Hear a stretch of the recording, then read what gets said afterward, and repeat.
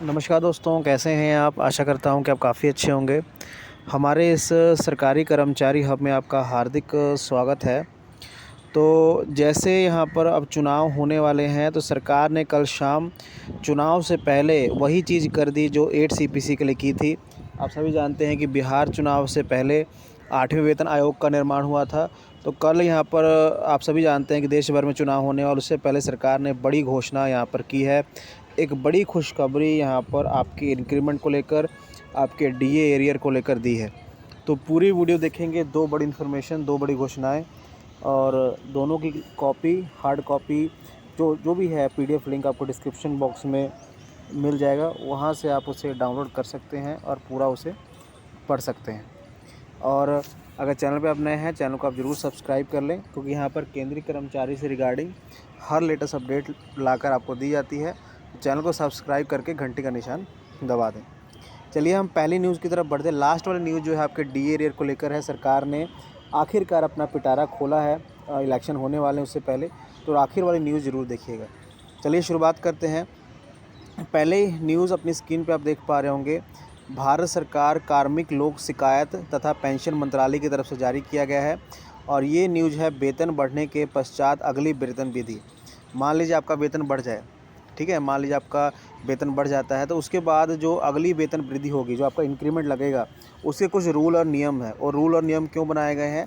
ताकि जो वरिष्ठ कर्मचारी हैं और जो जो मतलब जो कम एज के कर्मचारी, उसकी उनकी सैलरी में फ़र्क आ सके, ठीक है।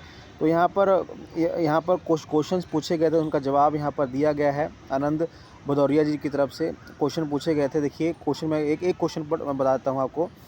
देखिए कि क्या कार्मिक और परीक्षण विभाग के दिनांक 13/9/2022 के कार्यकाल ज्ञापन अनुसार वेतन बढ़ने के बाद अगली वेतन विधि के संबंध में वरिष्ठ अधिकारी वेतन के पुनर्निर्धारण की तिथि से आवश्यक अहक सेवा पूर्ण करने की अगली वेतन वृद्धि का पात्र क्या होगा? तो इसका जवाब यहाँ पर दिया गया है, यहाँ पर जितेंद्र सिंह के द्वारा, कि क्या-क्या नियम है, क्या-क्या रूल हैं। सबसे अहम है कि यहाँ पर एग्ज़ाम्पल देके बताया गया है। मैं आपको एक उदाहरण देता हूँ। देखिए, जैसे कोई कर्मचारी है, 2 जुलाई 2016 को और 1 जनवरी 2017 के बीच की अवधि के दौरान सामान्य पदानुक्रम और तहत नियुक्त या पदोन्नति के गए कर्मचारी के मामले में एक वृद्धि 1 जुलाई 2017 होगी। मतलब मान जिसकी ज्वाइनिंग 2 जुलाई 16 में हुई है या 1 जनवरी 2017 में हुई है, उनका एक इंक्रीमेंट जो है 2017 में ही लगेगा, उससे पहले नहीं लग सकता है। उसके बाद ख में भी ऐसी एग्जाम्पल दी गई है।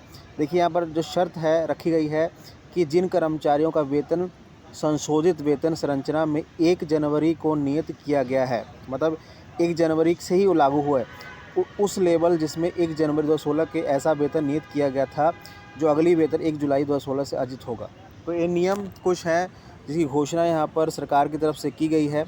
इसका पूरा पीडीएफ लिंक आपको डिस्क्रिप्शन बॉक्स में मैं दे रहा हूँ, वहाँ से आप डाउनलोड करिएगा, ठीक है। क्वेश्चन जो करने वाले थे वो यहाँ पर आनंद भदौरिया जी हैं और जो आंसर देने वाले हैं यहाँ पर हमारे जितेंद्र जी है, जो यहाँ पर जवाब दिया है। काफ़ी अच्छा जवाब है, इसको आप पढ़िएगा, तभी आपको मालूम चल सकेगा कि आपका इंक्रीमेंट कब लगेगा। क्योंकि काफ़ी कर्मचारी इसमें कंफ्यूज रहते हैं कि उनकी जॉइनिंग 1 जनवरी को होती है और 1 जुलाई को इंक्रीमेंट लगता है, किसी की जॉइनिंग 1 जुलाई को होती है, तो इंक्रीमेंट का फ़र्क यहाँ पर देखने को मिलता है, ठीक है। तो इसको पूरा आप डाउनलोड करिएगा, मैं इसे डिस्क्रिप्शन बॉक्स में दे रहा हूँ। चलिए अगली न्यूज़ की तरफ बढ़ते हैं। अगली न्यूज़ जो है आपके डीए एरियर को लेकर है। डीए एरियर की तरफ से आप ये मान के चलें कि अब यूपी का चुनाव आने वाला है, आपके डीए एरियर के ऊपर लगातार घोषणाएं होती रहेंगी। कल शाम को ही ऐसा कुछ हुआ है। कल शाम को जो है कई कर्मचारी काफ़ी खुश हुए हैं, क्योंकि 2009 से लेके, देखिए अपनी स्क्रीन पे आप देख पा रहे होंगे, 2008 से लेके 19 तक का जितने भी महंगाई भत्ता है वो 25% बकाया के हिसाब से आपको दिया जाएगा। अपनी स्क्रीन पे आप देख पा रहे होंगे। आप सभी जानते हैं कि वेस्ट बंगाल में चुनाव होने वाले हैं। वेस्ट बंगाल में चुनाव की वजह से ममता बनर्जी जी ने यहाँ पर एक बड़ा, कह सकते हैं, पिटारा खोला है और ये अंदेशा इससे लग रहा है कि केंद्रीय कर्मचारियों के लिए भी जो 18 महीने का डीए एरियर रुका हुआ है उसको भी सरकार देगी। यूपी चुनाव से पहले पहले, क्योंकि ऐसा होता हुआ नज़र आ रहा है। यहाँ पर क्या कुछ हुआ है देखिए, अपनी स्क्रीन पे आप देख पा रहे होंगे। मुख्यमंत्री ममता बनर्जी ने 15 मार्च 2026 को दोपहर 3:05 बजे सोशल मीडिया पर डीए के बारे में ऐलान किया है।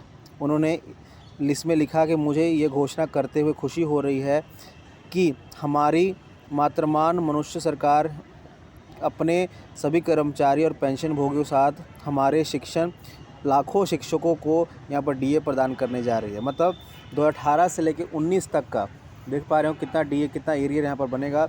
18 से 19 तक का सारा डी एरियर यहाँ पर भुगतान किया जाएगा। तो केंद्रीय कर्मचारी के रास्ते खुल चुके हैं, उनके लिए भी बड़ी खबरें यहाँ पर आएंगी। चैनल के साथ जुड़े रहिए। 2 बड़ी खबरें थी, इसको शेयर जरूर करिएगा। धन्यवाद।